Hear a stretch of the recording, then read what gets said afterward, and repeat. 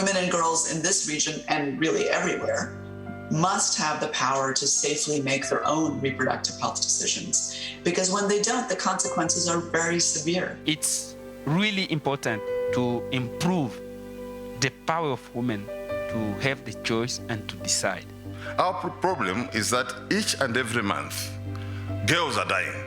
Unsafe abortion continues to be a public health crisis and one of the largest contributors to maternal mortality and morbidity in Africa. When the debate was tabled in Parliament, or when the motion was tabled in Parliament, we had our own Minister of Gender oppose for abortion reform because she says that she's a Christian woman. What do they mean when they say is immorality about me getting an abortion or procuring an abortion? Only about 7-8% of the facilities that were designated to provide termination of pregnancy are actually active within the government sector. Until we have some kind of intergenerational capacity building and creating spaces for both young and old women to exist in spaces like these, then we'll continue to have the oppositions that we have. Claim your voice, claim your space. You know, in apartheid, we didn't wait.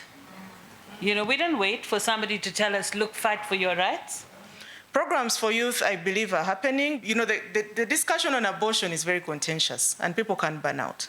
But for me, the big takeaways are the champion question and the continual presence in parliaments. If you are having a YouTube account, make noise with the videos that will be uploading. This is ours. Let's take our baton and do something with it. We are definitely going to take all of this and run with everything moving forward. Some of us sit in these spaces, but we do not then share and cascade the knowledge and the empowerment that we have with our fellow young people. Staying focused. It becomes very overwhelming when a movement that has an advocacy agenda asks a parliament or a government for 10 things. As politicians, how do we look at the issue of abortion and really championing this and make coalitions much more broadly? The Ministry of Health and other NGOs, they are more into talking about the contraceptives, not necessarily getting into the safe abortion, which is really raising a question mark. Why are they not talking that much about? SADC Parliamentary Forum is implementing a sexual reproductive health and rights and HIV governance project, and is there to strengthen the capacity of our members of parliament to be able to advocate issues to do with sexual reproductive health and rights. But for the first time, South Africa developed the national clinical guidelines for the implementation of CTOP, of Choice on Termination of Pregnancy Act. It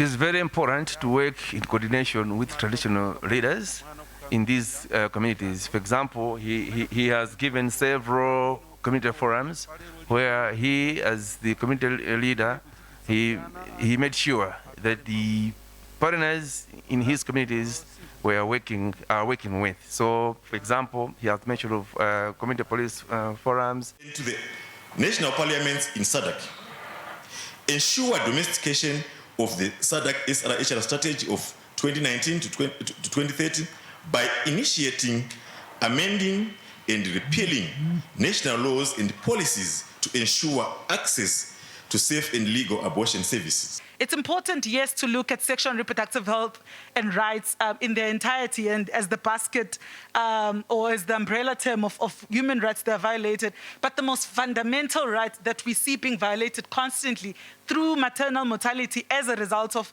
unsafe abortion is that right to life. The word itself, abortion, is just stigmatized in the SADC region.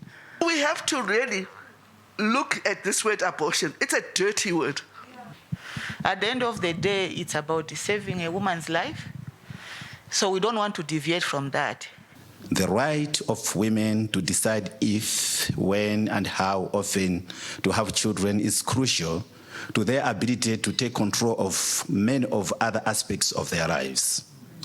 One of the things that works really well on the ground is creating a movement. There's been some cuts in funding to organizations such as UNFPA, and that is really affecting the most vulnerable people in our communities. Issue of commodities in Africa, you need to discuss in a very integration. We call about the economic integration community, but we need to go further than that. In many countries, we have worked to ensure that abortion is considered an essential health service by the authorities. We've developed telehealth solutions. We've expanded abortion with pills.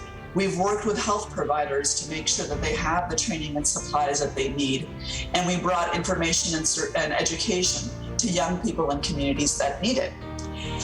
I think that in many ways, this heightened focus on the health system because of the pandemic is an opportunity. It's an opportunity for us to build strong health systems that include sexual and reproductive health services and abortion from the beginning.